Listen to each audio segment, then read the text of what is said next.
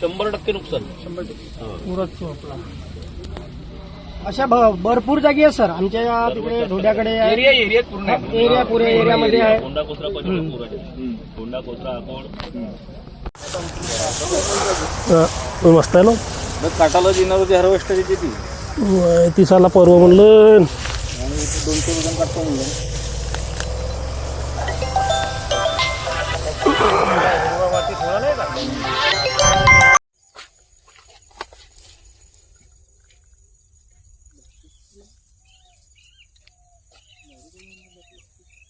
या बाबतीत शेतकऱ्यांची तक्रार आपल्याकडे आली होती. ती तक्रार आल्यानंतर आपण तहसीलदार साहेबांना विचारणा केला की पूरबुडीचे पैसे आपल्या तहसील कार्यालयाला येऊन प्राप्त आहेत, तरी पण अद्यापही त्या शेतकऱ्यांच्या खात्यावर गेले नाही किंवा त्यांना लाभ आपण दिला नाही. मार्च एंडिंग येत आहे, करिता कर्जाच्या भरणासुद्धा आहे.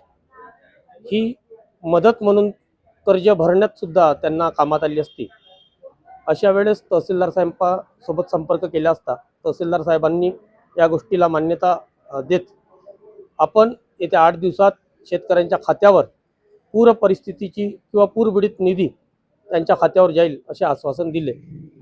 पूरग्रस्त देण्याकरता आपल्या तालुक्यामध्ये 1,290 शेतकऱ्यांकरता 15,41,68,290 इतकी रक्कम प्राप्त झाली होती.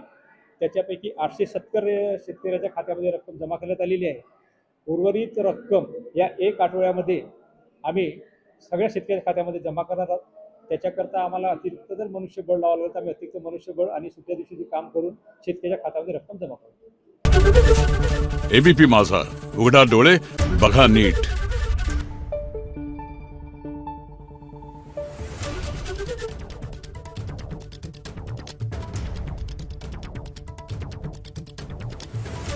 Thank you.